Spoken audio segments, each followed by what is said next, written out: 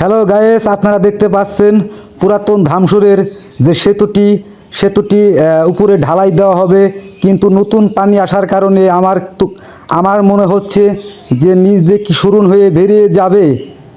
তারা অনেক কিন্তু দীর্ঘ 2 বছর কিন্তু অনেক কষ্ট করে আজকে ঢালাই এর কাজ শুরু করতে যাচ্ছিল, কিন্তু দেখুন এখানে নতুন পানি এসে নিচ দিয়ে তারা যে সেন্টারিংটা করেছে নিচ দিয়ে ধসে একেবারে খাল হয়ে বেরিয়ে যাবে কিনা সন্দেহ। তারা কিন্তু অনেক শ্রমিক লেবার কিন্তু কাজ করে যাচ্ছে, তারা চাচ্ছে যে ডালাইটা আমরা শেষ করব। আমিও চাচ্ছি ডালাইটা শেষ করুক। তারা 2 বছর ধরে কাজ করছে।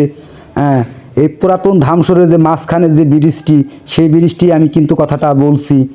আরও একটি ব্রিজ আছে নতুন ধামসর এবং কাকনা, এটা কিন্তু মাঝখানে যে ব্রিজটি, সেই ব্রিজটির কথাই বলছি। সেতুটি কিন্তু তারা কিন্তু অনেক শ্রমিক লেবার কিন্তু শ্রম দিয়ে যাচ্ছে, তারা ঈদের আগে ঢালাইটা শেষ করার জন্য।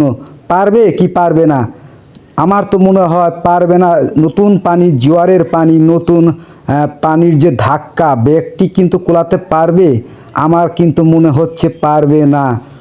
তো দেখা যাক, তারা সেতুটি অবশ্যই ঢালাই করে যদি করতে পারে, সক্ষম লাভ করে, আমিও খুশি, বাংলাদেশের মানুষও খুশি। এটা সেতু